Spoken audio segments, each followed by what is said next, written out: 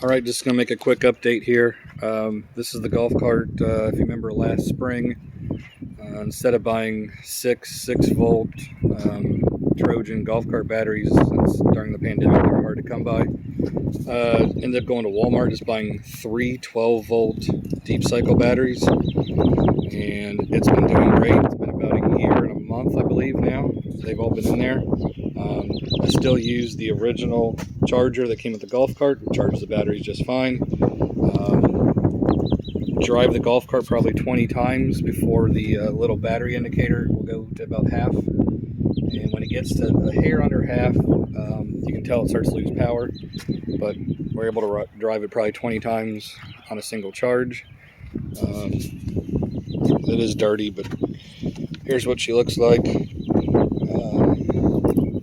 There's three Walmart deep cycle batteries. I bought them, 3 of 21 last spring.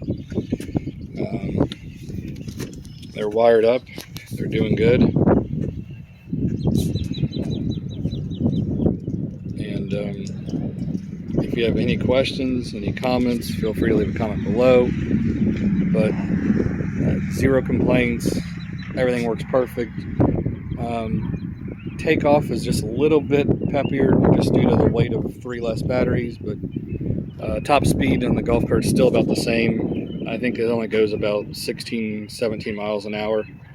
It's an older EVGO 36 volt electric Golfcart, but if you don't want to spend the money on 6 volt batteries at whatever 120 150 bucks a piece, these batteries were $74.99 at Walmart a piece, so it's a whole lot cheaper buying 3 at 75 bucks and 6 of them at 150 bucks a piece. All right, thanks for watching. If you like it, give it a thumbs up, subscribe. I appreciate it.